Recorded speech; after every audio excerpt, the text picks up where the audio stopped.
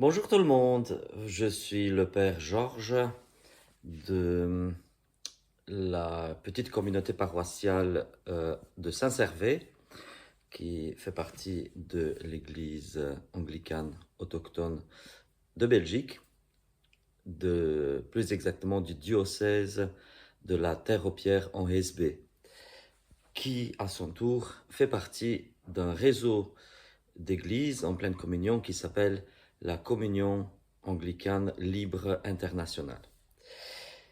Aujourd'hui, je voudrais vous donner un petit enseignement sur l'ecclésiologie. Alors, je vais me servir de plusieurs livres et je vais vous les présenter d'abord et puis je vais passer à la matière. Dans ce petit enseignement sur l'ecclésiologie, je vais parler d'abord euh, de l'Église, ce que c'est que l'Église, la conception euh, antique, biblique, néo-testamentaire, primitive, eurive de ce que c'est que l'Église. Et ensuite, je passerai aussi à quelque chose qui est, j'ai envie de dire, intimement lié à l'Église, à savoir les saints ordres ou le clergé. Alors, de quoi est-ce que je vais me servir? Je vais me servir du Nouveau Testament. Voilà, j'utilise le Nouveau Testament en grec. Bon, ici j'ai une édition qui a en parallèle le grec et le latin. Donc je vais me baser sur le texte grec du Nouveau Testament plutôt que sur les traductions. Je vais me baser aussi sur la traduction des psaumes dans la Septante, mais je ne l'ai pas ici sous les yeux, elle est sur l'ordinateur, mais voilà, j'en aurai besoin un petit peu seulement. Je vais utiliser aussi le colloge de l'Église d'Angleterre, donc le livre des prières publiques, donc le colloge de l'Église d'Angleterre de 1662. Alors, je vais utiliser aussi un livre que certains appellent apocryphe. Moi, je dirais juste un livre historique du christianisme eurif, qui a été écrit principalement au IIe siècle et qui a été complété jusqu'au VIe et qu'on appelle en latin Testamentum Domini. Donc c'est aussi un livre dont je vais me servir un petit peu. Et je vais beaucoup me servir, je me suis servi, j'ai relu hier en entier ce livre de Monseigneur Zizioulas qui s'appelle Eucharistie, évêque, Église, l'unité de l'Église dans la divine Eucharistie et l'évêque pendant les premiers 3 siècles chrétiens. Donc voilà, ce livre de Monseigneur Zizioulas. Et j'ai utilisé encore un autre livre de Monseigneur Zizioulas, un peu moins, Being as Communion. Voilà. Et ce dernier livre, je m'en sers juste un tout petit peu.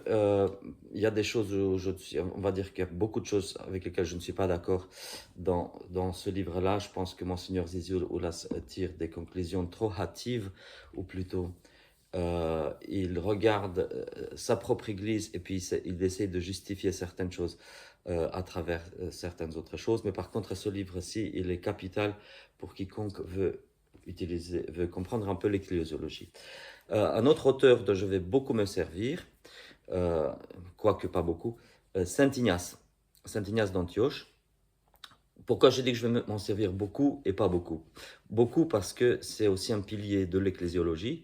Saint Ignace d'Antioche est contemporain aux apôtres et ses épîtres ont même été considérées par certaines églises comme faisant partie du Nouveau Testament. Pour des raisons que je n'évoquerai pas maintenant, mais peut-être un peu plus tard, je dirais pourquoi dans nos Nouveaux Testaments modernes, ces épîtres ne figurent pas, mais Saint Ignace est quelqu'un de capital. Donc c'est pour ça que j'insiste sur lui. J'ai fait au moins 2 vidéos en parlant de Saint Ignace et son ecclésiologie. Je les mets dans la description et vous pouvez aussi visionner ou revisionner ces vidéos-là pour comprendre plus aisément ce que nous dit Saint Ignace. Donc il y a une vidéo que j'ai faite sur les épîtres de Saint Ignace, et j'ai fait une autre vidéo, tout simplement une homélie sur la catholicité de l'Église. Donc ce sont deux vidéos. Je ne vais pas répéter maintenant tout ce que j'ai dit là, vous pouvez les consulter directement en ligne, mais je vais vous dire que lire Saint Ignace est capital pour comprendre l'ecclésiologie. On a aussi l'épître aux Corinthiens, non pas de Saint Paul, mais de Saint Clément. Donc Saint Clément de Rome, l'un des premiers papes de Rome. Saint Clément, lui aussi, a été contemporain aux apôtres. Et dans son épître aux Corinthiens, qu'on appelle souvent la première aux Corinthiens, en fait, il n'y a qu'une seule authentique, une seule épître qu'il a écrite aux Corinthiens, mais qui est très, très importante. Saint Clément dit des choses très importantes. Je n'ai pas son épître ici sous les yeux, donc je vais l'utiliser moins, mais si vous vous intéressez, lisez-la sur Internet, parce qu'elle est disponible. Alors, je vais commencer peut-être... donc, comme je vous ai dit, il y a deux parties dans mon enseignement, mais je vais quand même commencer par l'eucologe anglais, qui s'appelle aussi officiellement la liturgie anglaise. La dénomination officielle en français, c'est la liturgie anglaise. Je vais me servir de ce livre, notamment de sa dernière partie qui est l'ordinal, c'est-à-dire les prières d'ordination des diacres, prêtres et évêques. Et je vais vous lire un petit mot de la préface aux ordinations. Je cite. « Il est évident pour tous ceux qui lisent avec soin la Sainte Écriture et les anciens auteurs, que depuis le temps des apôtres, il y a eu dans l'Église du Christ ces ordres de ministres, les évêques, les prêtres et les diacres. » Fin de citation.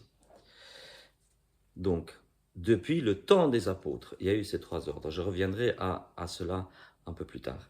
Mais juste pour vous dire que l'un des livres fondamentaux de l'anglicanisme, j'ai envie de dire, le livre de prière publique ou la liturgie anglaise, ou l'eucologe, comme j'aime l'appeler, nous incite à lire les Saintes Écritures avec soin, mais aussi les auteurs anciens.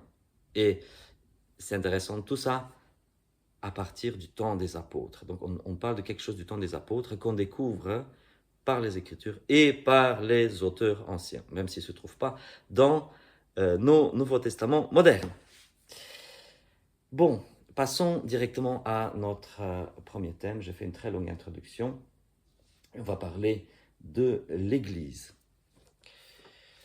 Alors, le mot grec ecclésia se trouve dans le Nouveau Testament, mais en réalité, ça provient déjà de l'Ancien Testament. Donc, le terme utilisé dans la Septante, c'est kahal, et on le retrouve surtout dans les psaumes. Et cela a été traduit comme ecclésia. Et ce mot ecclésia, il est repris dans le christianisme. Et cela ne signifie pas assemblée. Donc je répète pour ceux qui veulent traduire ecclésia par assemblée, c'est absolument pas assemblée. Ça signifie convocation. Convoquer, convocation. Ek kaleo, convoquer. Kaleo, vocare, kaleo, vocare. Ecclésia, convocation. Une convocation. Ce n'est pas un terme statique, comme si je disais un jardin. Ou comme si je disais un plat, mais en termes dynamiques, comme si je disais jardinage ou comme si je disais un repas. Vous voyez la différence entre un aspect statique et un aspect dynamique. Alors, souvent, quand nous lisons, nous lisons la Bible et puis nous nous définissons souvent par des a priori. Quand je vous dis l'Église, moi-même jusqu'à une certaine date, pendant très longtemps, je pensais que je concevais l'Église en termes d'Église universelle, parce qu'on nous a bassiné la tête avec ce concept-là, mais qui n'est absolument pas biblique. Par exemple, quand Paul nous dit qu'il a persécuté l'Église de Dieu, nous imaginons l'Église universelle, comme si je disais la société qu'on appelle l'Église, qui est répandue par tout le monde. Non, non, il parle de l'Église de Jérusalem. Donc quand il dit j'ai persécuté l'Église de Dieu, c'est l'Église de Jérusalem. Et une autre chose, c'est que quand Paul écrit ses épîtres pour les différentes églises, ces épîtres sont lus à l'Eucharistie, à la messe. Je vais vous montrer quelque chose d'intéressant. Dans la deuxième épître aux Corinthiens, premier verset de l'épître, premier chapitre, verset 1, donc 2 Corinthiens 1 avec 1.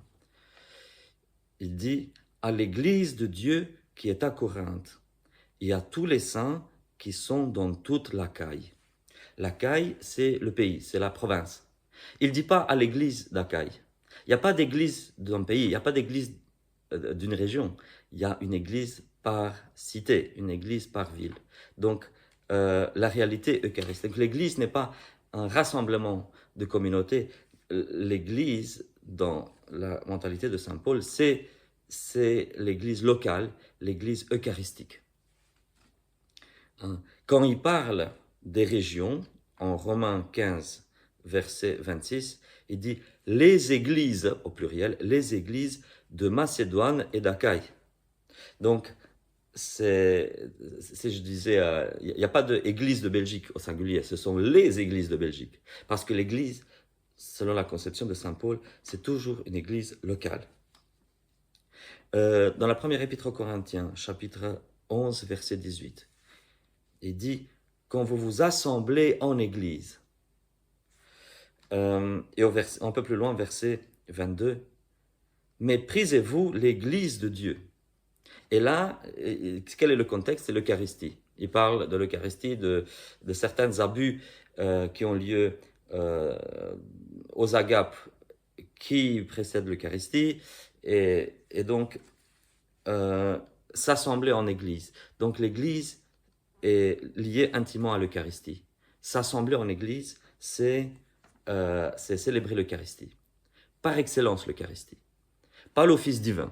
Bon, nous célébrons aussi l'office divin en église, mais pas à cette époque-là. Pourquoi? Parce que nous lisons dans Actes, chapitre 2, verset 46, qu'ils priaient dans le temple, mais ils faisaient la fraction du pain dans la maison. Donc, ils célébraient l'Eucharistie, c'était des églises maisons. Il n'y avait que ça à l'époque. Toutes les églises, à l'époque, c'était des églises maisons. Je ne vais pas entrer dans des détails, je pense que beaucoup de ceux qui vont suivre cette vidéo sont déjà convaincus de cette réalité, donc je ne vais pas la repostuler, mais c'était chaque fois l'église dans la maison d'un tel. Et un tel n'était pas nécessairement le prêtre, n'était pas nécessairement l'évêque, c'était souvent juste un fidèle ou un couple. Et donc, on célèbre l'Eucharistie dans la maison, mais on lit dans le livre des Actes des Apôtres que les apôtres eux-mêmes ont été priés la prière du matin et du soir au temple. On sait que les premiers chrétiens allaient aussi à la synagogue. Et souvent, pour les chrétiens d'origine juive, donc ils fréquentaient la synagogue avec ceux qui n'acceptaient pas le Messie. Donc ceux qui acceptaient Jésus comme le Messie et ceux qui n'acceptaient pas Jésus comme le Messie allaient à la synagogue. Mais ceux qui acceptaient Jésus comme le Messie célébraient en plus de cela l'Eucharistie dans la maison. Alors, dans la première épître aux Corinthiens, chapitre 10, verset 17, saint Paul dit comme ça, « Nous sommes ensemble un pain et un corps, parce que nous communions au même pain. » Donc ici, le corps n'est pas quelque chose d'abstrait. Nous sommes ensemble un pain et un corps. Et c'est le corps du Christ. Il nous dit que nous sommes le corps. Ce n'est pas que nous sommes le corps de l'Église, nous sommes le corps du Christ. Donc, pourquoi est-ce que nous sommes le corps du Christ? Parce que nous faisons l'Eucharistie, et à l'Eucharistie, nous communions au corps du Christ, et nous devenons le corps du Christ. Donc, nous devenons Église à la convocation, lors de la convocation. Et c'est quoi la convocation? C'est par excellence la convocation eucharistique.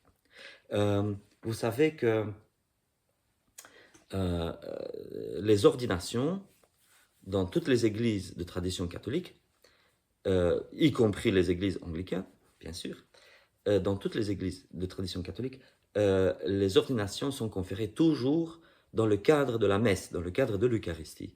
On n'ordonne pas pendant les vêpres, à moins que les vêpres soient unis à la messe, mais on n'ordonne pas aux vêpres, on ordonne pendant l'Eucharistie, parce que les fonctions, la fonction d'évêque est une fonction éminemment eucharistique, celle de présider l'Eucharistie et d'offrir l'offrande de l'Église.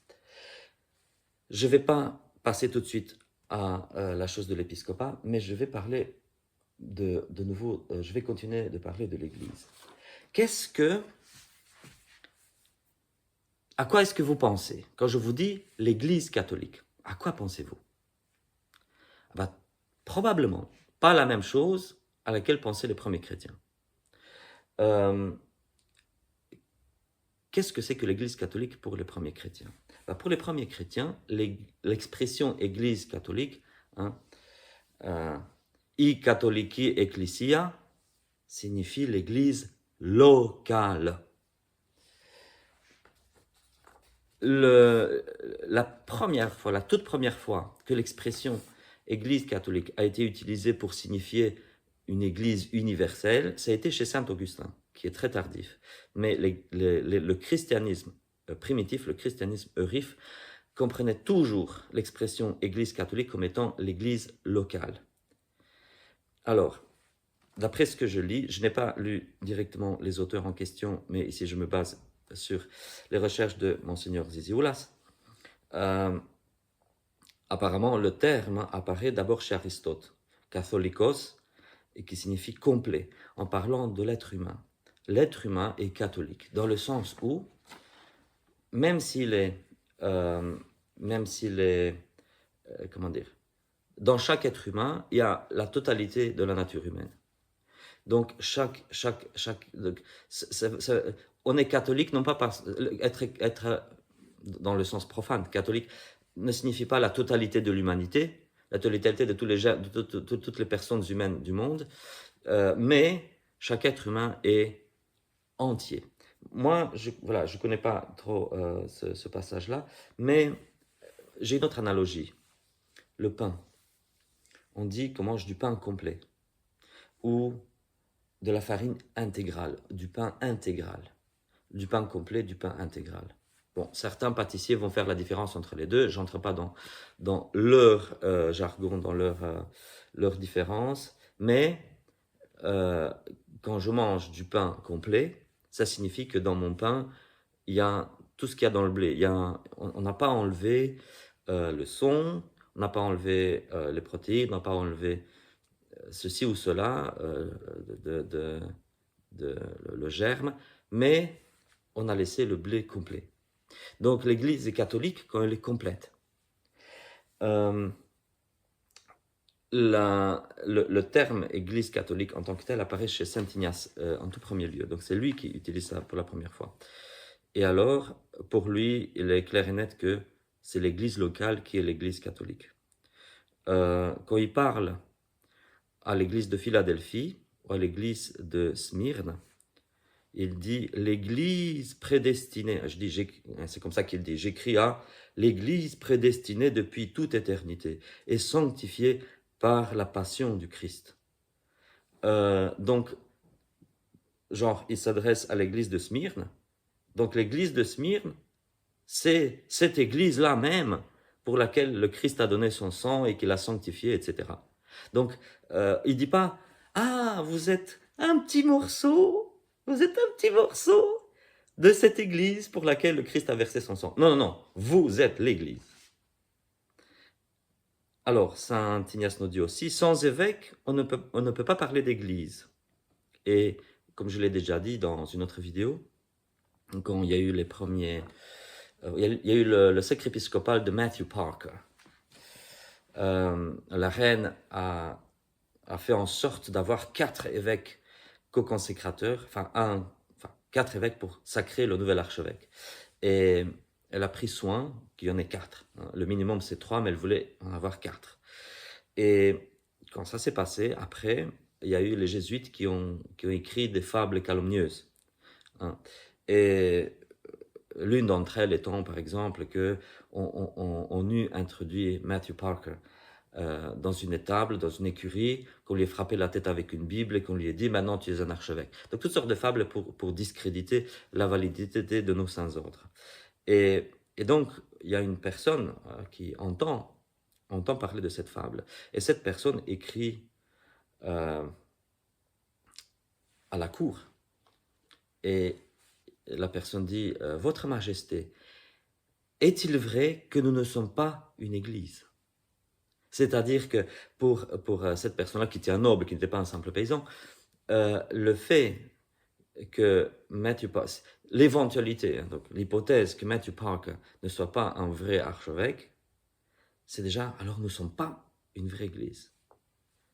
C'est intéressant. Donc pour les anglicans de cette génération-là, être église était intimement lié au fait d'avoir les saints ordres valides. Voilà, c'est une parenthèse que je fais. Donc tout ça pour exemplifier ce que disait saint Ignace, sans évêque, on ne peut pas parler d'église. Je reviendrai à ce thème-là parce que je ne veux pas non plus jeter les protestants à la poubelle, mais je reviendrai ça après. Alors, première épître aux Corinthiens, chapitre 14, verset 23, ainsi que Romains, chapitre 16, verset 23. Il parle de toute l'église. Hein, quand il parle de toute l'église, donc il parle de l'église locale, que ce soit de Corinthe ou de Rome, et il dit qu'ils sont toute l'église.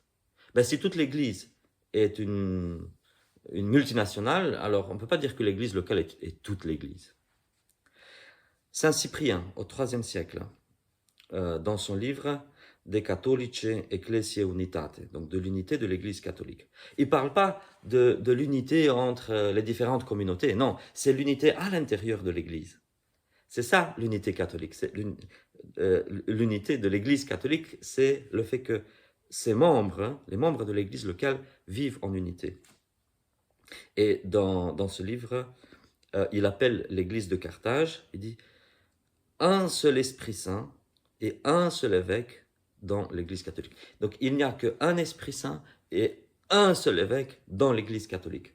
Bah, si on pensait que l'église catholique signifiait une multitude d'églises, je ne peux pas dire qu'il y a un seul évêque dans l'église catholique. Non, donc pour Saint Cyprien, l'église catholique, c'est l'église locale.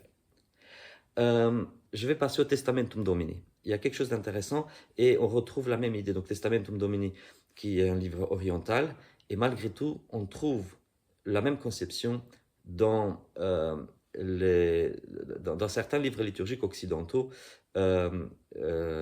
traditionnels.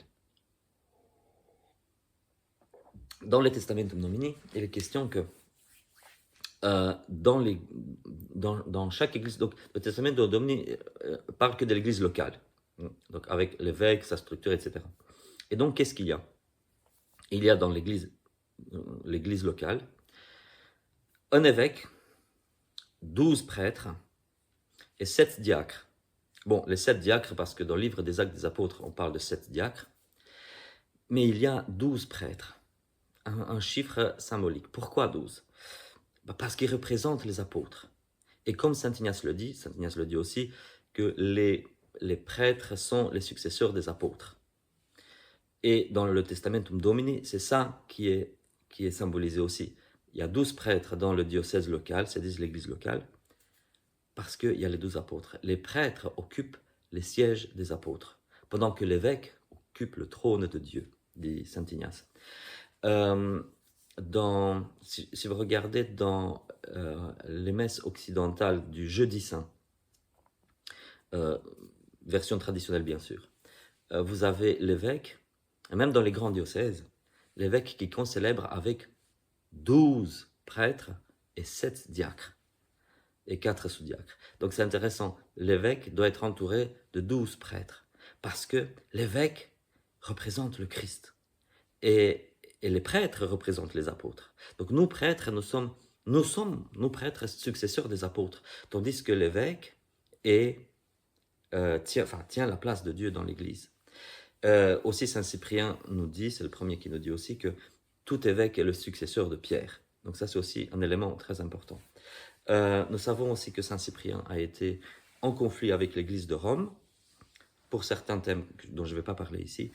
Et souvent, les frères catho-romains, ils aiment nous montrer Saint-Cyprien. Ah, regardez Saint-Cyprien qui parle du pape de Rome. Oui, oui, oui. Sauf que Saint-Cyprien avait plein de discordes avec le pape de Rome, il n'était pas d'accord avec le pape de Rome. Donc, si Saint-Cyprien avait été catho-romain comme de nos jours, eh bien, il aurait dit ah, le pape est infaillible, je me plie devant sa sainteté. Alors qu'il n'a pas fait ça. Voilà, je pense que j'ai déjà assez parlé de l'Église en tant que telle. Si je vais quand même conclure un peu. Comme je le dis très souvent, l'Église n'est pas Coca-Cola, l'Église n'est pas Ikea. Il faut arrêter de penser l'Église comme étant une organisation nationale ou une organisation internationale. Non, l'Église, c'est l'Église locale. Et on sait que pendant les premiers siècles, les paroisses avaient à leur tête non pas un prêtre, mais bien un évêque. Donc c'était des diocèses paroisses. En tout cas, les 3 premiers siècles du christianisme, on avait des diocèses paroisses. Au début, que dans les villes, on sait de diverses sources que, dont Saint Justin, mais pas que lui, que les gens des villages, le peu de chrétiens des villages allaient à la ville pour l'Eucharistie. Et on sait aussi très pertinemment que dans les premiers temps, toute église locale se réunissait dans la maison de quelqu'un. Et on a aussi des traces archéologiques où l'on voit, par exemple, dans telle maison, on voit qu'il y a eu un local où l'église se rassemblait. Donc c'était dans les maisons, il y avait comme une chapelle de maison en fait, où les gens se réunissaient. Donc voilà, c'était ça qu'il y avait à l'époque. Je vais probablement passer un petit peu à ce qu'il y a par rapport au ministère dans l'Église. Alors, le ministère de l'évêque. L'évêque, déjà dès le début, c'était celui qui présidait l'Eucharistie. Alors, les protestants, surtout à l'époque moderne, et c'est une théorie qui a été embrassée par pas mal de théologiens catho-romains, et pas seulement catho-romains, sont arrivés à une conclusion que je considère fausse. Eux, ils disent, ben voilà, de ce qu'on voit dans les documents du christianisme primitif, ce qu'on voit, c'est qu'il n'y a pas de distinction entre l'évêque et les prêtres. Et qu'en réalité, il n'y avait que le collège des prêtres, donc des presbytres, si vous voulez, un mot savant. Il n'y avait que le collège des presbytres qui avait l'épiscopat en commun. Et puis petit à petit, disent-ils, petit à petit, le collège des presbytres a délégué l'épiscopat à une seule personne, à celui qui était le président du collège presbytéral. Donc ça, c'est leur théorie. Ils disent que l'épiscopat n'est venu que petit à petit et qu'il n'existait pas là au début. Comme je vous l'ai dit au début de cet enseignement, notre livre anglais des prières publiques, je ne veux pas dire qu'il faut absolument utiliser celui-là, mais c'est un document historique capital pour nous autres anglicans. Donc le livre livre des prières publiques de 1662. Donc l'ordinal dit que depuis les temps des apôtres, il y a eu les évêques, les prêtres et les diacres. Et je vais essayer très brièvement de justifier cela. Pour que vous compreniez ce que je veux dire, je vais dire une chose.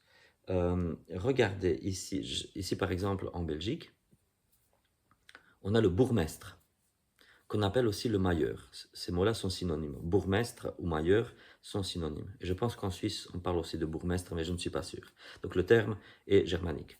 Donc littéralement, le maître du bourg.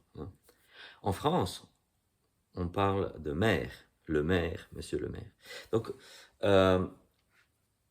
voilà, on a une fonction, et puis en fonction des langues, ça change de mot. Alcalde en espagnol, syndico en italien. En roumain, on l'appelle primar, donc le premier. hein. On n'a pas d'autre primar, premier, le premier de la ville. Donc, la fonction existe dans tous les pays, c'est juste que le nom est différent. Et on pourrait traduire ce nom-là littéralement vers le français, ou quand on utilise des traductions, ben, on cherche le terme français, on va dire, ou belge. Donc, pour l'évêque, c'est la même chose. L'évêque a existé dès le début, dès le départ. Le problème, c'est que on a utilisé des termes différents pour le désigner. Et c'est vrai qu'il était, pour ainsi dire, le président du collège presbytéral, mais l'évêque était toujours là. Alors, quelle est la terminologie qu'on utilise pour l'évêque? Ben, tout d'abord, à Alexandrie et aussi dans le Maghreb, on utilise le mot papas ou papa. Et donc, ce mot-là est emprunté en Italie aussi. Et donc, en Italie, on trouve des traces de certains évêques ruraux, même, qui appelaient le pape de tel village, hein, le pape de telle ville. Donc, le premier terme qui arrive, j'ai envie de dire, dans le nord de l'Afrique et de là, en Italie, c'est celui de pape. Pape, ça ne signifie pas à cette époque-là. C'est pas réservé. Ce n'est que plus tard que le terme sera réservé aux évêques d'Alexandrie et de Rome, mais à la base, pape signifie uniquement évêque. C'est pour ça que quand je parle du pape de Rome, je ne dis pas le pape, je dis le pape de Rome, parce que ce n'est pas le seul, et puis pape signifie seulement évêque en fait. Et comme vous le savez, ce n'est pas le Nouveau Testament qui a créé l'Église, c'est l'Église qui a engendré le Nouveau Testament. Donc, les chrétiens, comme ils avaient déjà l'Eucharistie, hein, ils célébraient l'Eucharistie sans même lire au début les livres, les évangiles que nous avons. Ils lisaient les prophètes et puis on transmettait oralement les choses, le kérigme. Donc, à l'époque où le Nouveau Testament arrive en tant que tel, où les écrits du Nouveau Testament arrivent, il y a déjà certaines terminologies locales, comme le mot pape. Et par contre, dans le Nouveau Testament, donc chez Saint Paul, dans Romains chapitre 12, verset 8, il y a o proistamenos, donc celui qui se tient devant. On dit celui qui préside. C'est pas une traduction, c'est pas la meilleure traduction, parce que o proistamenos, c'est celui qui est devant, celui qui se tient debout devant.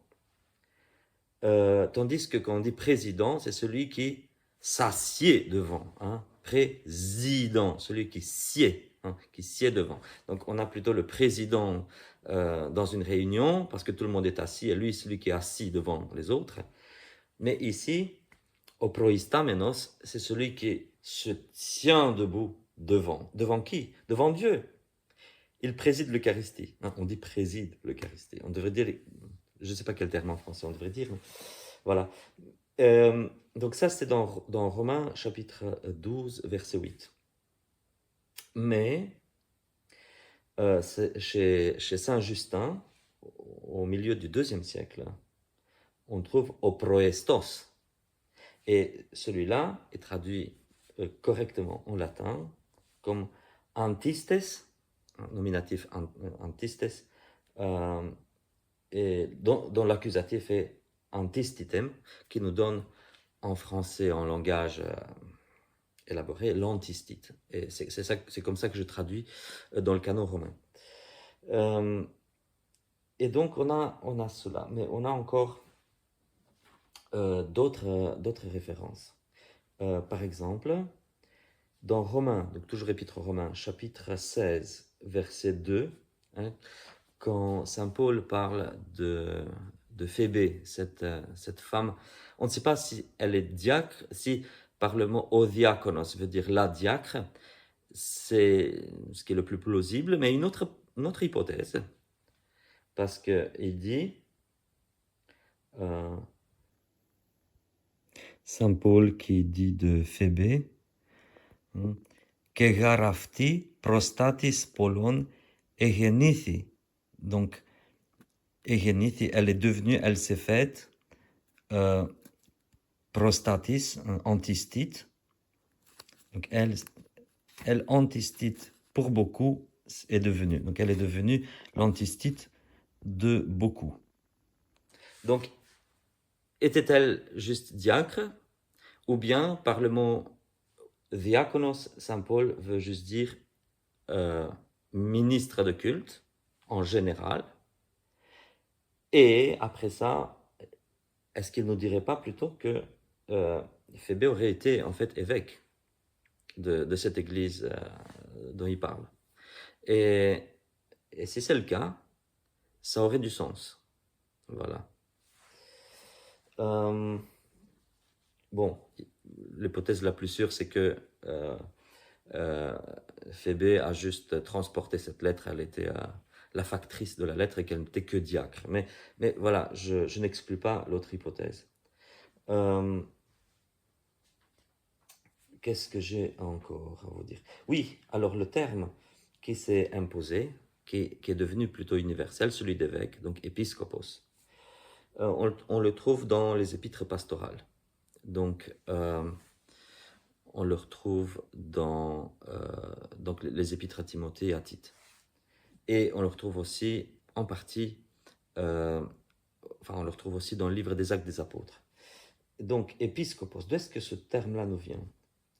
Eh bien, le concept est à nouveau hébraïque, parnas.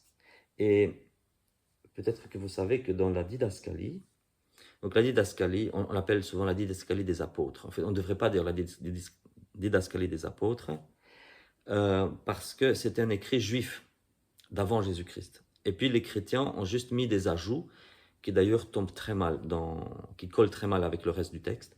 Donc c'est très évident. Mais la communauté idéale juive présentée dans la didascalie avait ce personnage, le Parnas. Donc, et c'est celui-là qui a été traduit en grec comme épiscopos. Alors, une autre chose, donc je vous ai parlé aussi des Actes des Apôtres.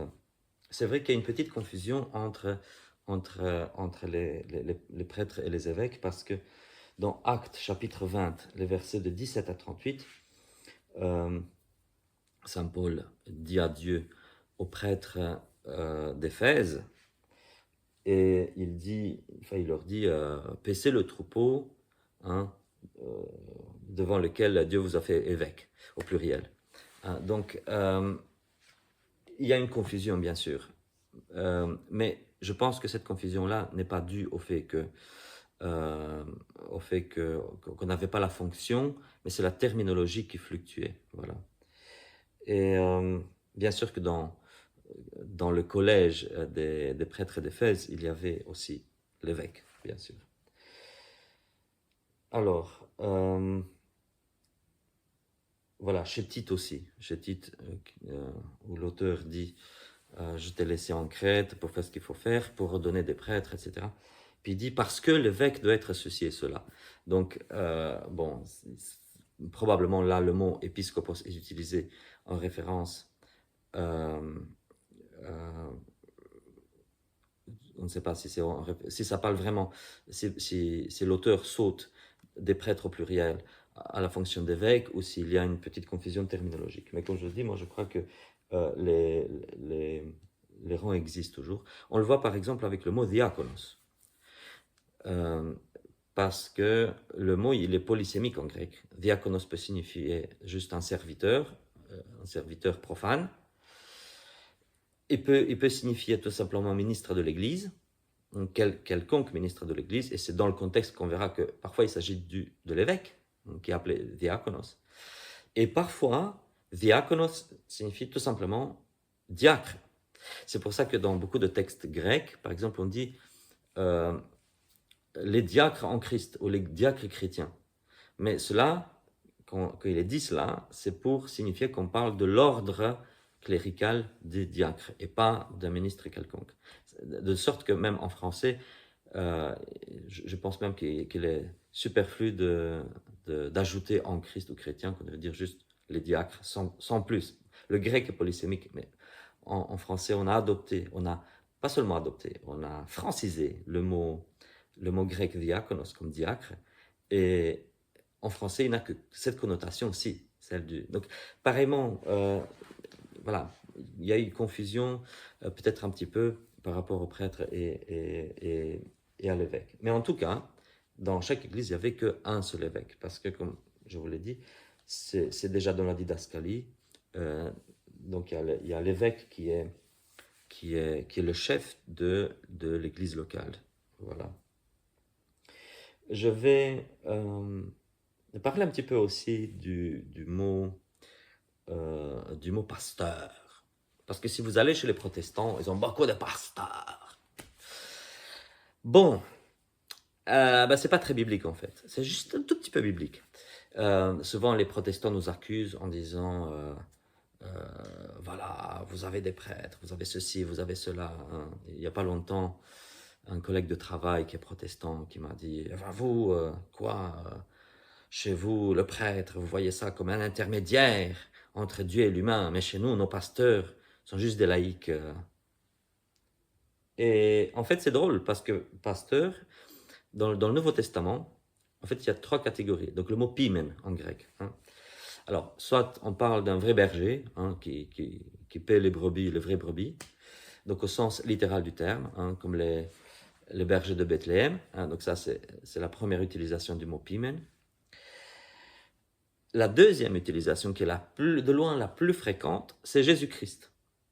Donc, le Nouveau Testament, dans beaucoup de livres, pas que dans l'Évangile selon Saint Jean, mais surtout, c'est Jésus qui est le bon pasteur. Et après ça, bien sûr que l'image, elle vient de l'Ancien Testament, où Yahvé dit, Yahvé, le Dieu d'Israël, dit je vais être le pasteur de mon peuple. Et donc, et les psaumes le disent, hein, berger d'Israël, écoute, n'est-ce pas? Et c'est le Christ qui revendique ce titre de pasteur d'Israël. Et ce qui est intéressant, dans la première épître de Saint Pierre, chapitre 2, verset 25, « Vous étiez comme des brebis errantes, mais maintenant, vous êtes retournés, convertis, vous êtes retournés vers le pasteur et évêque de vos âmes. » Et il parle du Christ dans ce contexte. Donc le Christ est le pasteur / évêque de vos âmes. Donc l'évêque, il tire son ministère de celui du Christ. Et c'est pour ça que pour le christianisme primitif, quand on parle de pasteur, il est évident qu'on parle de l'évêque. Alors ce qui s'est passé plus tard, c'est que il y a un seul passage, dans Éphésiens chapitre 4, verset 11, où on parle des différents ministères dans l'Église et on dit les pasteurs / docteurs, les pasteurs docteurs dans l'Église. Et là, il s'agit des prêtres, en fait.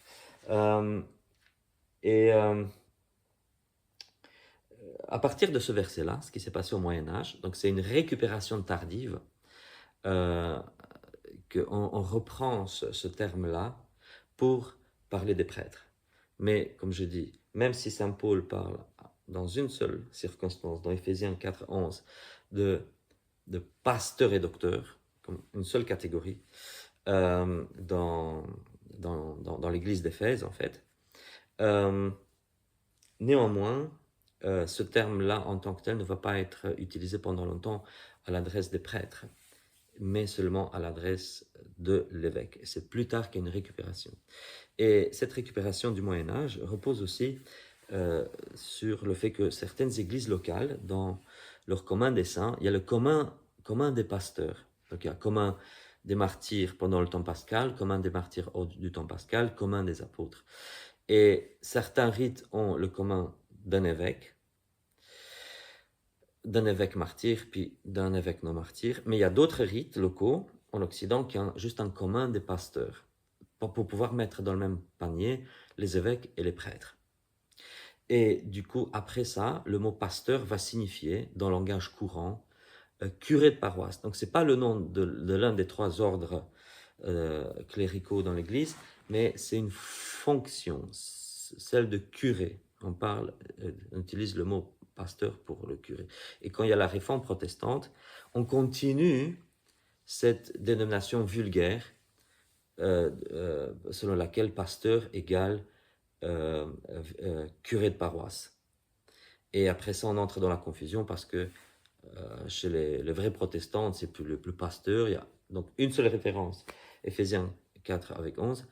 Et puis ils ont plein de pasteurs, et puis on ne sait pas, il est prêtre, il est évêque, il est quoi. Bon, voilà. Donc tout ça pour dire que comment on est arrivé à ce concept moderne, en fait, moderniste même, de pasteur, qui n'est pas du tout selon la mentalité du christianisme juif. Je vais parler un petit peu des prêtres. On a dans les Actes des Apôtres, chapitre 21, verset 18, on parle de Jacques et les prêtres. Et donc là, on distingue clairement l'évêque d'avec ses prêtres. C'est pour ça que je dis que le modèle évêque et prêtre, de dire qu'il y avait une réelle distinction dès le départ entre l'évêque et ses prêtres, existe dès l'origine. Pourquoi? Parce que le prototype de chaque église locale, c'est l'église de Jérusalem. Et dans l'église de Jérusalem, il y a Saint Jacques, qui, rappelons-nous, n'est pas un apôtre, mais c'est le frère du Seigneur. Donc Saint Jacques, le frère du Seigneur, qui est l'évêque, le premier évêque de Jérusalem, et il est là avec les prêtres. Bien sûr que, comme je l'ai dit tantôt, cette confusion terminologique dans Philippiens 1, 1, donc premier verset de l'Épître aux Philippiens 1, on parle des évêques au pluriel, les évêques et les diacres. Et là aussi, je pense que dans évêque au pluriel, on comprend le vrai évêque plus les prêtres, ces prêtres. Donc il faut comprendre l'évêque avec les prêtres et les diacres. Ou, voilà, comment dire, il y a une confusion terminologique et on parle du conseil presbytéral en fait, à la tête duquel se trouvent les prêtres. Et on a la même chose dans la première épître à Timothée, chapitre 4, verset 14. Et je vais d'ailleurs faire une parenthèse parce que je trouve ce verset très intéressant. Qu'est-ce que vous pensez quand je vous dis prophète? Pour le commun des mortels, le prophète est celui qui prédit l'avenir. Mais regardez ce qu'on a ici dans 1 Timothée 4, 14. L'auteur dit à Timothée, ne néglige pas la grâce, plutôt le charisme, ne néglige pas le charisme qui est en toi, qui t'a été donné par prophétie avec imposition des mains du presbytérium. Donc, par la prophétie, via prophetias. Mais ici, il ne s'agit pas de prophétie. Je vais prédire l'avenir. S'imagine Timothée qui doit être ordonné, évêque, puis tu as des gens qui commencent à dire il y aura de la pluie, il y aura je ne sais quoi. Non. Ici, on comprend mal le mot prophétia, qui doit être comprise comme la prière d'action de grâce qui a été dite pour sacrer. C'est comme en latin le mot préfatio. Ça ne signifie pas préface. Je sais que dans les traductions modernes, vous regardez dans un mystère, il va dire préface de la résurrection, préface de la Pentecôte, préface des apôtres. Non, c'est absolument pas une préface. Parce que d'ailleurs, le canon romain est récité, je veux dire, même pas chanté, il est juste récité. Tandis que ce qu'on appelle la préfatio, elle est chantée très solennellement quand il y a certaines occasions. Donc, c'est la partie, j'ai envie de dire, la plus importante de l'anaphore eucharistique, n'en déplaise aux lefévristes. La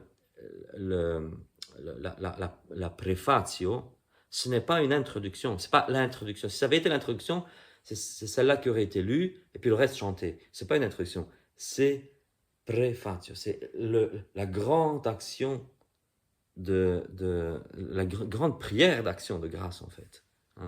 Et ce qu'on devrait dire ici dans ce verset, ce serait, donc ne néglige pas la grâce ou le charisme qui est en toi, qui t'a été donné par la prière consécratoire accompagnée de l'imposition des mains du presbytérium. Alors, le presbytérium, bien sûr, c'était l'évêque, c'était Saint Paul en fait. C'était Saint Paul qui était apôtre et qui a fait de Timothée un évêque. Et puis, il était entouré, il l'a pas fait seul, mais les prêtres qui étaient autour de lui ont aussi imposé les mains. Mais voilà, petite parenthèse. Et cette histoire de prophétie, qui n'est pas juste prédire l'avenir, on la retrouve hein, très bien dans cette lecture combien pascale, hein, cette lecture de Pâques, d'Ézéchiel chapitre 37, hein, où Dieu dit à Ézéchiel, prophétise. En fait, c'est la résurrection finale. On ne lui dit pas, va prédire l'avenir. Non, le prophète doit dire une chose et elle s'accomplit par la parole qu'il dit. Donc là, le sens de prophétiser, c'est cette parole efficace, qui est efficace par sa nature même. C'est ça, en fait. Et c'est le même terme, prophétia ici, c'est la même conception dans la première épître à Timothée, chapitre 4, verset 14. Et donc c'est un charisme ici aussi, hein, le charisme de l'épiscopat. Qu'est-ce que je vais vous dire encore? Les prêtres, d'où est-ce qu'ils proviennent? Et je vais dire un mot, je vais dire un mot sur le mot prêtre, mais ça sera après. Les prêtres tirent leur origine du livre des Nombres, chapitre 11.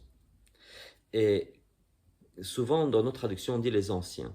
Hein. Donc, on dit les anciens. Les anciens dans le peuple d'Israël, c'est pas juste les pépés du peuple. Ah, tel village, les pépés du village vont s'assembler. Hein. La Vulgate dit les sénateurs. C'est drôle. Mais oui, les anciens du peuple, comment est-ce qu'ils sont désignés en fait dans Nombre chapitre 11? On doit élire 72 personnes et ces 72 doivent se présenter pour recevoir l'Esprit Saint. Et il n'y a que 70 qui se présentent, il y en a 2 qui restent à la maison. Et l'Esprit Saint descend sur ces 2-là aussi. C'est ça le presbytérat dans l'Église. C'est pas juste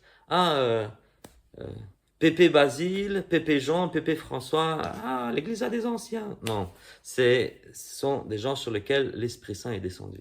Alors comme je vous ai raconté plus tôt, dans le christianisme eurif, il y avait les églises locales. Donc une église égale église locale, égale assemblée eucharistique, n'est-ce pas? Et l'évêque préside l'Eucharistie. C'est son premier rôle, de présider l'Eucharistie. Mais il y a certaines circonstances. On va aussi dans le Testamentum Domini, où les prêtres sont chargés surtout d'enseigner. Il y a beaucoup d'illettrés à l'époque. La majorité du peuple est illettré, et les prêtres doivent savoir lire. Et les prêtres sont ces anciens qui savent lire. Ils sont ordonnés, bien sûr, il y a une prière d'ordination.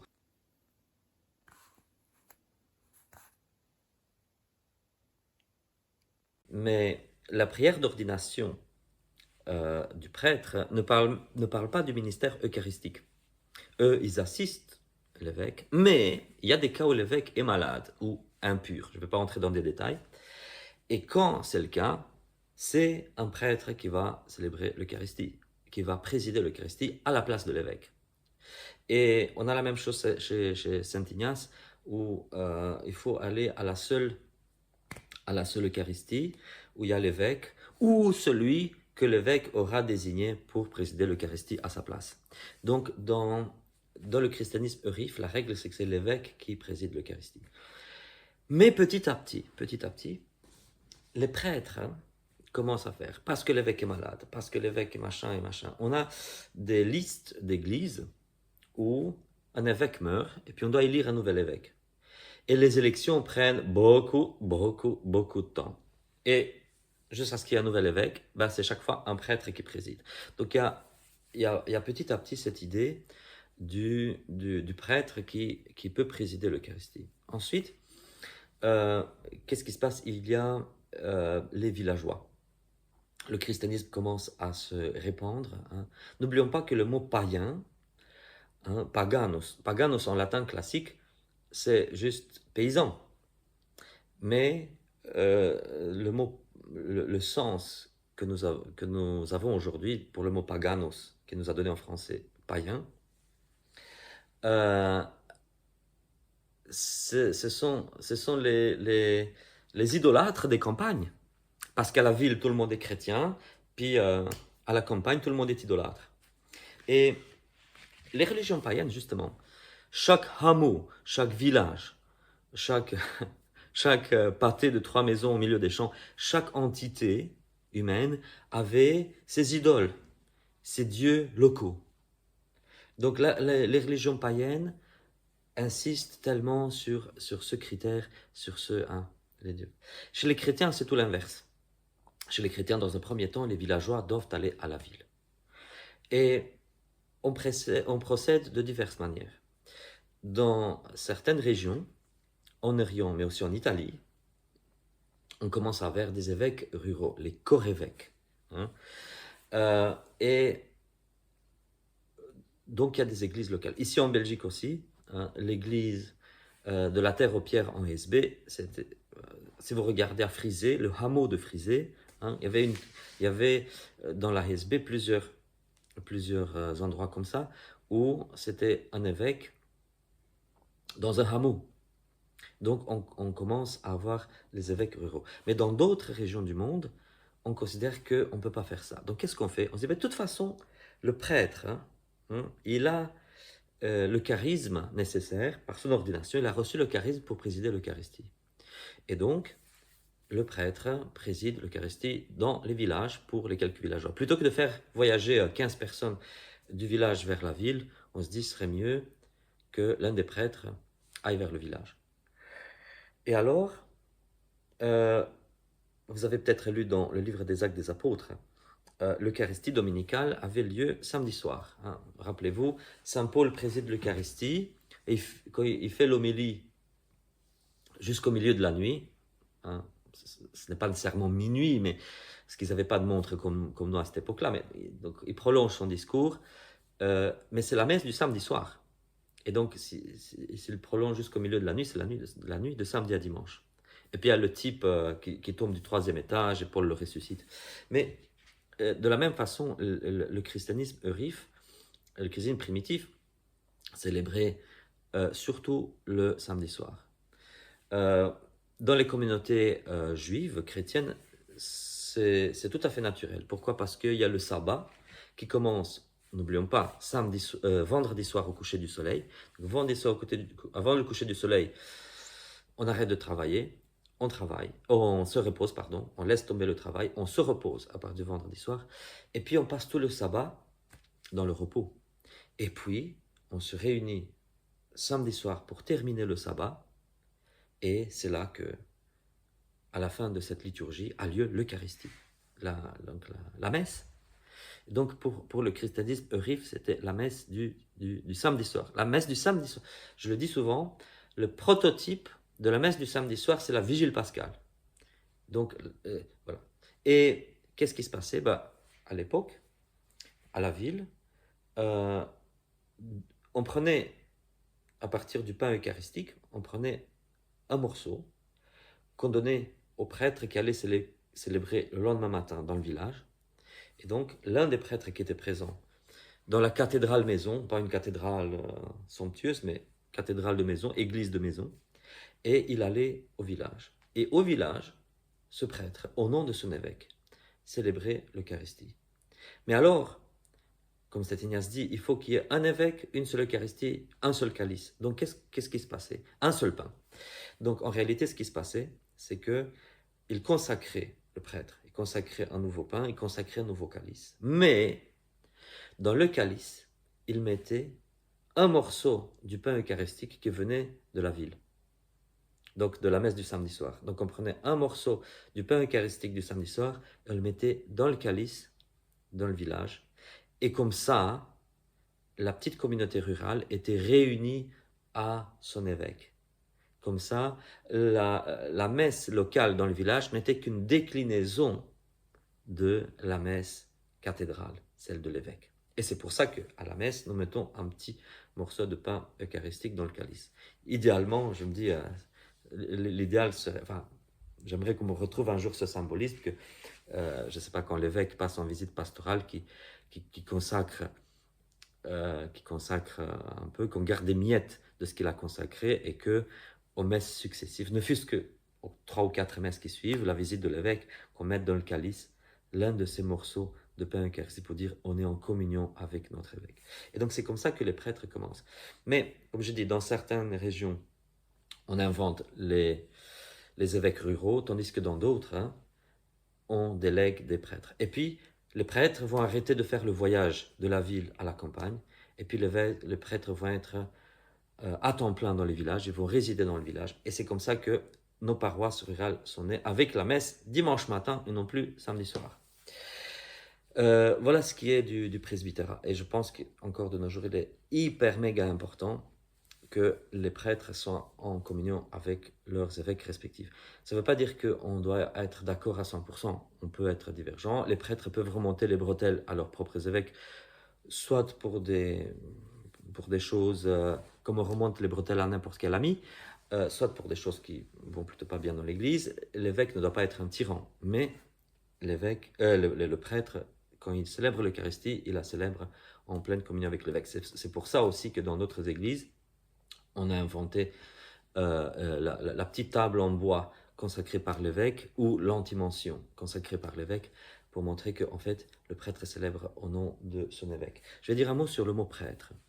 Quand vous lisez le Nouveau Testament en wallon, que je rappelle, c'est une langue romane différente du français. Le français de Belgique n'est pas la même chose que le wallon. Et donc en wallon, vous lisez la parabole du bon samaritain, et le texte dit, et un curé passait sur le chemin, c'est le mot curé qui est utilisé, et puis il est passé à côté de l'homme qui était tombé dans les mains des brigands, et puis il dit, et puis un morli est passé par là. Morli signifie chantre, sacristain, membre du conseil de paroisse. Souvent c'était le sacristain, était aussi chantre et était aussi membre du conseil, donc le mot morli. Donc qu'est-ce qui se passe? Le traducteur fait ce qu'on appelle comment on appelle ça? Un anachronisme. Il prend quelque chose qu'il voit autour de lui et il projette ça sur le texte biblique. Ben, figurez-vous qu'il n'y a pas que cet exemple de Nouveau Testament wallon qui existe dans le monde. Hein, nous, ça nous fait rire. Hein. Un curé est passé par là, puis un chantre, et puis le chantre a laissé. Parce que le texte parle de Lévite. Donc, le traducteur se dit, si je vais dire le mot Lévite, personne ne va comprendre, puisqu'il s'adresse à des paysans. Cette traduction a été faite pour des paysans. Donc, je vais dire, le chantre passé par là. Comme ça, ils vont comprendre quelque chose au moins. C'est pas exact, mais c'est quelque chose. Au moins, c'est quelque chose qu'ils vont comprendre. Et malheureusement, on a fait la même chose avec le mot prêtre. Donc, le mot prêtre, qui vient du... Donc, d'abord, c'était en grec presbyteros, de là, en latin, presbyter. De presbyter, il y a eu même un amalgame entre prebitor et presbyter, presbyter et prebitor. Et donc il y a même une confusion entre ces deux termes latins. Et donc le presbyter latin nous donne en français prêtre. Dans toutes les langues romanes, c'est la même chose. Et il y a, comme j'ai dit, l'amalgame entre deux termes latins. Mais c'est surtout parce qu'on a pris le terme presbyter. Et donc, même dans la prière d'ordination d'un prêtre, dans le rite romain traditionnel, quand l'évêque impose le mot prêtre, il n'utilise pas le mot sacerdos, il utilise le mot presbyter. C'est très intéressant. Donc ça veut dire que pour l'Église ancienne, on ne concevait pas la prêtrise comme un sacerdoce, pas dans un premier temps. Cela ne vient que plus tard. Et donc, prêtre. Et après, quand on a fait les premières traductions, que ce soit en anglais, que ce soit en français, etc., on a projeté le mot prêtre, qui est le mot presbyteros, presbyter, ce mot prêtre, on l'a projeté sur une toute autre notion de l'Ancien Testament, toute autre notion qui est celle de sacerdos ou kohen, hein, les kahanim des Hébreux, ou hierevs en grec. Hein. Donc, en traduisant l'Ancien Testament, chaque fois qu'on a vu sacerdos en latin, on l'a traduit par prêtre. Mais je trouve que c'est erroné, je n'aime pas du tout, je n'aime absolument pas ce machin-là. Je suis très content qu'en français, l'un des traducteurs protestants, Olivetan, ait inventé le mot sacrificateur. Et je pense que c'est mieux quand on parle du Kohen de l'Ancien Testament, qui est la même chose que le hierevs, même chose que sacerdos. En français, il faut utiliser, je pense, le mot sacrificateur. Le mot sacerdos du latin, sacerdotem, je vous dis, la conception est tardive et elle a surtout subsisté au milieu du clergé. Dans le peuple, le mot sacerdos n'a donné de résultat dans quasi aucune langue romane. Il y a deux petites exceptions, j'ai envie de dire. À savoir, on trouve en français le mot serdeux ou serdou, qui est effectivement un mot qui dérive du latin sacerdotem, donc l'accusatif de sacerdos, et c'était sans doute des prêtres mariés qui ont eu des enfants, et donc du coup, ou s'ils n'ont pas été mariés, qui ont eu une relation, on va dire, et puis leurs enfants ont porté ça comme nom de famille. Donc on trouve en France Serdou et Serdeux comme nom de famille. Mais le terme n'a pas été populaire. Il a bien évolué depuis le latin vers le français en suivant les lois d'évolution linguistique, mais le mot n'a jamais été populaire dans le peuple. Ce qui veut dire que dans le peuple, on n'a jamais eu une conscience d'un rôle sacerdotal du prêtre en tant que tel. Parce que même dans le peuple, on faisait une séparation entre ce qui était le sacerdoce de l'Ancien Testament et l'Eucharistie du Nouveau Testament. En roumain et en lombard, on a une autre affaire. En roumain, on a pris aussi pour le prêtre. On a le mot correct, hein, preot, mais il y a aussi un autre mot qui est pope, qui vient du latin popa, qui est le sacrificateur des païens. Donc là, ce n'est pas le sacrificateur de l'Ancien Testament qui se retrouve dans le Nouveau, mais c'est le sacrificateur païen qui se retrouve dans le Nouveau Testament. Probablement que à l'origine, à un moment donné, il y avait des sacrificateurs païens qui sont devenus prêtres et chrétiens, et puis on a continué à utiliser le même mot. En lombard, c'est kobic, mais c'est le même mot latin. Et si on regarde par exemple aussi chez les Arméniens, c'était les sacrificateurs païens. Quand les Arméniens sont devenus chrétiens, du jour au lendemain, les sacrificateurs païens sont devenus des prêtres chrétiens. Donc, il y a eu ce genre de mouvement, mais en général, je dis en général, dans la plupart en tout cas dans les langues romanes, on n'a pas assimilé le sacerdoce dans l'Ancien Testament à ce qu'il y a dans le Nouveau, au presbytérat du Nouveau Testament. Alors, le fait d'offrir les saints dons, et le mot autel et tout ça se trouve chez Saint Ignace, qui est contemporain aux apôtres, chez Saint Clément, qui est contemporain aux apôtres. Je rappelle une chose, je ne la dis pas assez. L'épître de Saint Clément aux Corinthiens, elle ne se retrouve pas dans notre Nouveau Testament moderne, mais il y a une autre épître de Saint Clément qui s'y retrouve, c'est l'épître aux Hébreux. Donc quand vous prenez votre Nouveau Testament et vous lisez l'épître aux Hébreux, elle ne vient pas de Paul, elle vient de Clément, qui n'était pas l'un des apôtres, mais qui était un père apostolique. Donc, si on fait confiance à Saint Clément quand nous lisons l'épître aux Hébreux, je pense qu'on peut aussi lui faire confiance quand on lit son épître aux Corinthiens, même si elle ne se trouve pas dans le Nouveau Testament. Et là, il parle de l'autel, il parle du fait d'offrir l'oblation de l'Église. Donc aujourd'hui, les protestants qui me disent « Ah, il faut arrêter ces histoires de sacrifice, c'est païen, l'Eucharistie n'est pas un sacrifice. » Je suis désolé. Alors, Saint Clément, qui est l'un des auteurs du Nouveau Testament, ailleurs que dans le Nouveau Testament, nous dit quand même que voilà, on offre quand même la Sainte Oblation. C'est pas qu'on offre un autre sacrifice, c'est le même sacrifice du Christ, mais qui est rendu présent au milieu de nous par le pain et le vin. Et donc, quand on offre le pain, on offre réellement le pain et le vin, et Dieu les change en corps et sang du Christ, les mêmes corps et sang du Christ qui se retrouvaient sur la croix, et le même Christ qui est ressuscité, hein, et nous communions au Christ ressuscité. Donc la centralité de l'Eucharistie, voilà. Dans le livre de l'Apocalypse, les chapitres 4 et 5, on a quelque chose de très intéressant. Ça commence au chapitre 1, où Saint Jean se trouve, Saint Jean l'évangéliste, il dit un jour de dimanche, un jour du Seigneur, hein, j'étais ravi en esprit. Et donc, si vous lisez les chapitres, je ne vais pas les lire maintenant, les chapitres 4 et 5 de l'Apocalypse, on voit cette vision où il y a les 24 prêtres, hein, certains disent les 24 anciens, non, et ici c'est presbyteri, c'est clairement 24 prêtres qui se prosternent. On dit une prière, une anaphore eucharistique en fait. Quand vous regardez, c'est une anaphore. Il y a aussi un début de sanctus, hein, de notre sanctus de la messe. Il y a déjà un début de sanctus là. Donc il y a vraiment la prière eucharistique avec le sanctus là-dedans. Et qu'est-ce qui se passe? Il y a l'agneau de Dieu, c'est un agneau, hein, c'est l'agneau qui est offert sur l'autel devant Dieu le Père. C'est très intéressant. On peut dire d'un côté que c'est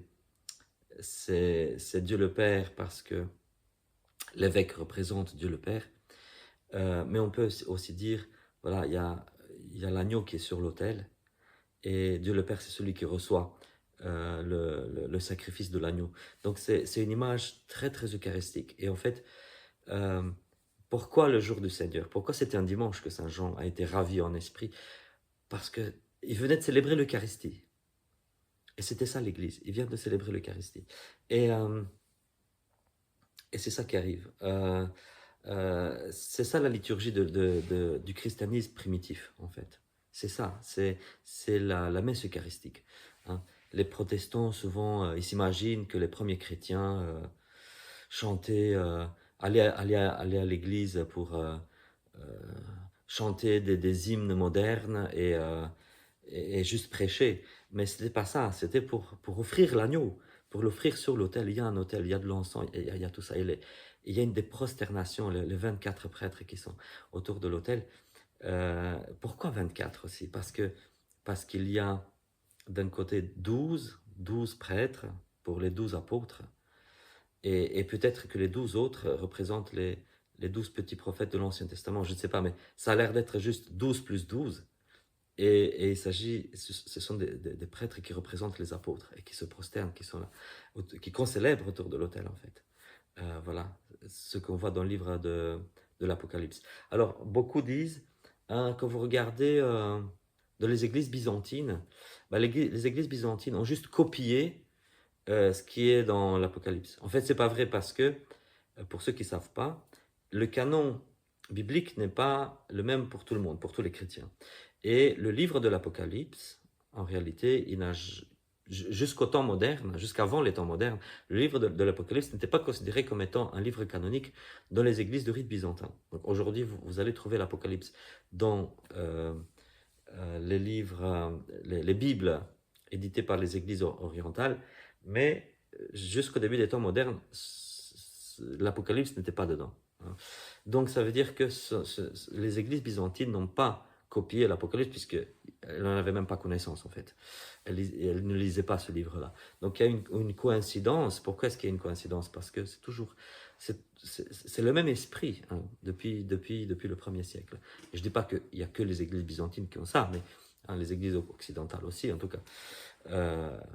Beaucoup d'entre elles. Et c'est pour ça que notre Eucharistie doit être notre Église, en fait. C'est là que l'Église a lieu. C'est là que l'Église se produit. Elle se produit en adorant, en offrant l'agneau sur l'autel et en adorant cet agneau sur l'autel, c'est ça, et en le recevant. Nous devenons corps du Christ parce que nous avons mangé le corps du Christ à l'Eucharistie. Je vais dire aussi une autre chose. Je disais par rapport à nos frères protestants. Quand je dis protestant, j'utilise ce mot-là non pas dans son sens historique, parce que le sens historique, c'était tous ceux qui ne sont pas cathoromains sont protestants. C'était ça le sens historique. Non, au début, les protestants étaient que les Allemands, les luthériens allemands, puis c'est devenu tous ceux qui ne sont pas cathoromains. Et puis, non, j'utilise le mot protestant ici dans le sens théologique qu'on lui prête aujourd'hui, c'est-à-dire les églises qui ne sont pas de tradition catholique, qui ont rompu avec cette tradition des sacrements et de triple ministère ordonné. Donc, quand je parle des protestants et néo-protestants, bien sûr, ils sont baptisés. Et en étant baptisés, ils font partie aussi de l'Église céleste, j'ai envie de dire, de l'Église, je ne vais pas dire de l'Église universelle parce que je n'aime pas ce terme-là, mais ils font partie de l'Église invisiblement, j'ai envie de dire. Même des protestants qui n'ont pas l'Eucharistie, qui n'ont jamais l'Eucharistie, s'ils ont déjà le baptême, vous savez, les frontières de l'Église, il y a une première frontière, et puis il y a plus loin, puis voilà, c'est comme ça. Donc, dans les frontières de l'Église, on inclut également ces catéchumènes qui ont été martyrisés sans avoir jamais reçu le baptême. Donc, même par le baptême du sang ou le baptême du désir, il y en a aussi des catéchumènes qui mouraient inopinément avant d'être baptisés, on les considérait baptisés du baptême du désir. Donc, voilà, les frontières de l'Église vont de plus en plus loin, j'ai envie de dire, et c'est pour ça que nous considérons toutes les personnes baptisées validement comme étant membres de l'Église, mais elles tournent quand même autour de l'autel, même s'ils sont loin de l'autel, elles tournent quand même autour de l'autel. Il y avait aussi les anachorètes, hein, il y avait ces ermites du premier millénaire. Ils n'arrivent pas tout au début du christianisme, mais un peu plus tard. Et c'était des gens qui, souvent, étaient dans le désert, qui communiaient une fois par an. Il y avait même des monastères sans prêtre, où les moines chantaient les matines. C'est pour ça que dans l'office des matines, ils avaient les lectures de la messe. Et une fois par an, le jour de Pâques, ils allaient dans le village voisin pour communier. Donc même ces gens-là qui étaient si loin de l'Eucharistie, ils gravitaient quand même autour de l'autel. Vous allez me demander comment réconcilier la multiplicité des églises avec l'idée que l'Église est une sainte catholique apostolique. J'ai lu quelque part quelqu'un qui disait « il n'y a que le Christ qui s'est incarné, l'Église ne s'incarne pas ». Et moi je dis c'est faux. Le Christ s'est incarné, mais l'Église s'incarne aussi, dans le sens où dans le ciel, il y a cette liturgie céleste. Et cette adoration céleste en dehors de l'espace-temps. Et elle descend au milieu de nous. Elle s'incarne. Chaque fois que nous célébrons l'Eucharistie, elle s'incarne au milieu de nous.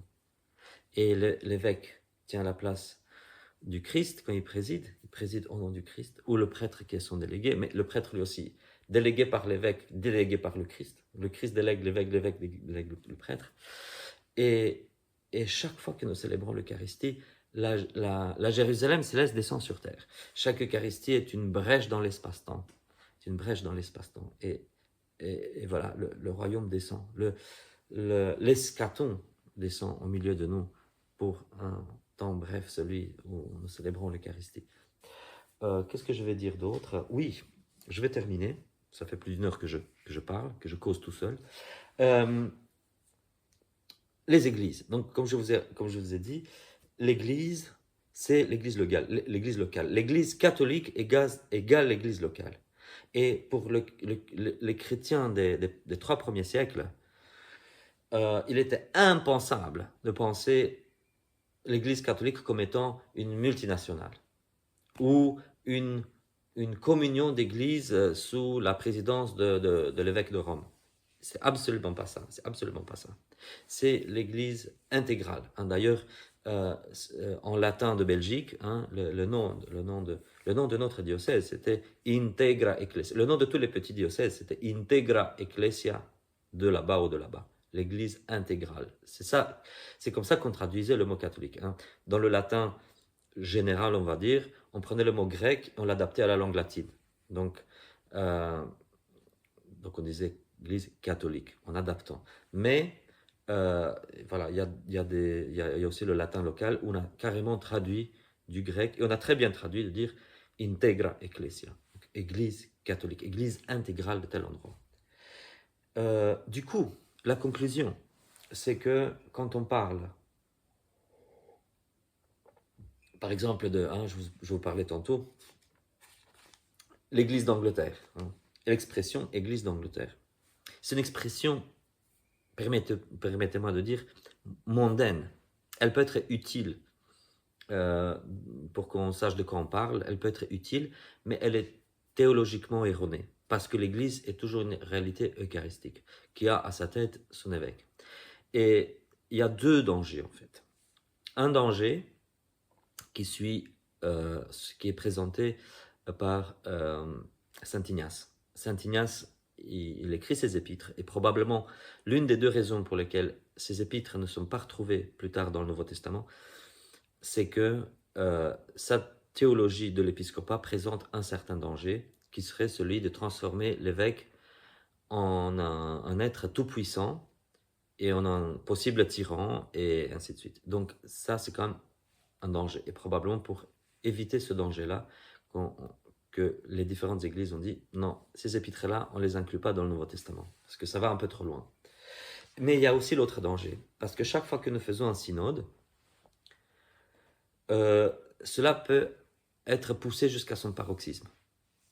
Et je trouve que ce qui s'est passé par la suite a été quelque chose de dangereux, qui a trouvé son paroxysme avec la papauté du Concile Vatican Ier. Donc, qu'est-ce qui se passe? D'abord, comme je dis, hein, les évêques du christianisme primitif, ils ne dépendaient pas les uns des autres. Ils ne se souciaient pas du tout d'une unité entre églises. Il y avait cette unité, parce que chaque évêque représentait le Christ, les prêtres représentaient les apôtres. Et c'est pour ça que quand les chrétiens, que ce soit les laïcs ou le clergé, voyageaient d'une église à l'autre, hein,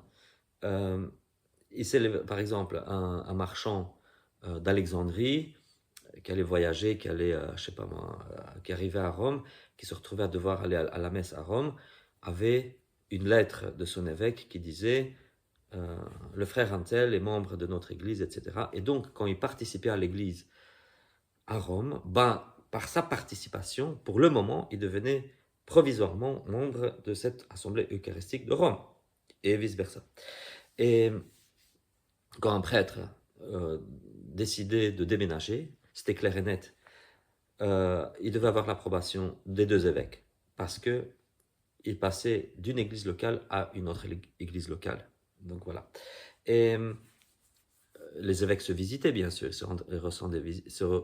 se rendaient visite. Et quand un évêque visiteur arrivait, quand un évêque invité arrivait, c'est lui qui présidait l'Eucharistie. Et donc, du coup, l'évêque du lieu n'était pas le président de l'Eucharistie, donc il agissait comme un concélébrant, mais le célébrant principal, celui qui tenait la place du Christ dans l'Église, c'était celui qui arrivait, qui venait, donc l'invité.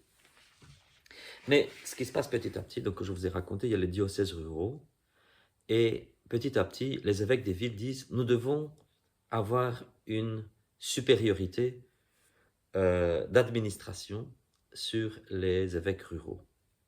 Et c'est là que tout commence à foirer. Après ça, on a des synodes locaux, et malheureusement, petit à petit, on commence à imaginer l'Église non pas comme non pas comme des églises complètes, mais on pense que le synode est une église. Et ça détruit l'ecclésiologie eucharistique des 3 premiers siècles. Et bien sûr qu'il faut qu'il y ait parfois, il faut qu'il y ait des synodes pour qu'on s'entende entre nous, et ainsi de suite. Mais dès qu'on fait un synode qui commence à tout contrôler, on se retrouve après avec des églises nationales. Je le répète, une église, c'est toujours l'église locale, qu'on se retrouve avec synode d'église, je veux dire, au niveau régional, puis à des niveaux nationaux, et puis on arrive à des paroxysmes internationaux, et puis après ça, il y a le pape de Rome qui est... voilà. Et puis après ça, on se retrouve à dire, ah, l'Église catholique, c'est... Tu n'es pas catholique si tu n'es pas en pleine communion avec Rome. Et c'est absolument pas ce que pensaient les chrétiens des premiers siècles. Donc si on prend le modèle qui a suivi celui des synodes, et on dit, voilà, l'Église de France, l'Église de Belgique, l'Église de je ne sais où, ce que Saint Paul n'a pas fait. Saint Paul n'aurait pas fait ça. Pour Saint Paul, il n'y avait pas d'église d'Achaïe, il n'y avait pas d'église de Macédoine, c'était les églises locales, les églises, les diocèses, les églises de telle ou telle région. Mais voilà, quand on commence à faire la pyramide, puis on va se retrouver un jour avec quelqu'un au sommet de la pyramide. Et malheureusement, il y a toujours des papes, enfin, au sens moderne du terme, pas qu'à Rome. Regardez en Roumanie ce qui se passe par exemple, ils ont un patriarche. Et puis, le deuxième dans le rang, le deuxième, c'est le métropolite de Moldavie. Et puis, c'est le métropolite d'une autre province. Et puis, le métropolite d'une autre province. Et ainsi de suite. Et puis, chaque fois qu'il y a un patriarche qui meurt, c'est chaise musicale. C'est automatiquement, le poste de patriarche va être rempli par celui qui était dans l'échelon en dessous. Donc, c'est le métropolite de Moldavie qui va devenir patriarche de Roumanie. Ensuite, le métropolite de, je pense, du Banat va devenir métropolite de Moldavie, et ainsi de suite. Chaise musicale, chaise musicale. Quand tu es patriarche, tu as déjà été évêque de 8 diocèses différents. Et chaque fois en montant, en montant, en montant. Et je suis désolé, ça c'est de la blague. Ce n'est pas de l'ecclésiologie, c'est de la foutaise. M'excusez, mais c'est de la foutaise. C'est pas ça. C'est pas ça que le Christ a laissé. Et à la fin, qu'est-ce qu'ils ont fait? Ils ont pris le credo. Et là où le credo dit « Je crois en l'Église une sainte catholique apostolique », ils ont remplacé le mot catholique. Ils ont fait « Je crois en l'Église une sainte synodale et apostolique ». Et ben voilà. Donc on détruit la catholicité jusque dans ses racines en faisant ce genre de cirque. Voilà. Non, pas dans ses racines parce que les sacrements sont valides, il y a des évêques, etc. Mais pour dire qu'il y a toujours un danger de faire un pape quelque part. Et je pense que c'est un danger dont on doit avoir conscience. Je pense qu'il faut trouver un équilibre. D'un côté, c'est vrai que l'évêque, il est chef dans son diocèse. Enfin, chef, on s'entend bien. Hein. Quand j'ai parlé du diaconat, j'ai dit qu'il faut une séparation des pouvoirs dans l'église locale. Donc l'évêque ne doit pas être un tyran, donc il faut veiller à ce que l'évêque ne soit pas un tyran. Mais d'autre part, il faut veiller à ce qu'on ne crée pas Ikea, qu'on ne crée pas Ikea bis, Ikea à la prière, Coca-Cola à la prière. Parce que pour les multinationales, il y a un directeur mondial, puis il y a des directeurs nationaux, puis régionaux, puis tchic-tchac. Nous, on n'est pas Ikea, on n'est pas Coca-Cola. Il ne faut pas essayer de transformer l'Église en une multinationale. Il y a une différence fondamentale entre une communion internationale d'église, une communion internationale d'église, et une structure multinationale, c'est pas la même chose, structure multinationale qui n'est pas juste une communion, mais qui se proclame comme église au singulier, parce que l'église n'est pas au singulier, ce sont les églises au pluriel. Et je pense que même dans des pays où nous avons plusieurs évêques dans le pays, bon, ce n'est pas le cas ici en Belgique dans notre structure d'église, nous sommes un seul diocèse, mais voilà, et je pense qu'ici, il faut juste travailler pour qu'on ait plus de paroisses, hein, et je pense que même si un jour on a 10 paroisses, je prie Dieu qu'on ait un jour 10 paroisses, avec 300 fidèles dans chacune, même ainsi, je pense qu'un évêque est suffisant avec des prêtres qui célèbrent au nom de leur évêque. Mais si un jour, par miracle, on a 50 paroisses, bah alors effectivement, il faudra faire 5 diocèses, mais alors 5 diocèses avec voilà, des évêques qui ne se marchent pas sur les pieds, qui se conseillent réciproquement, mais qui ne commencent pas à faire du Coca-Cola ou de l'Ikea. Voilà.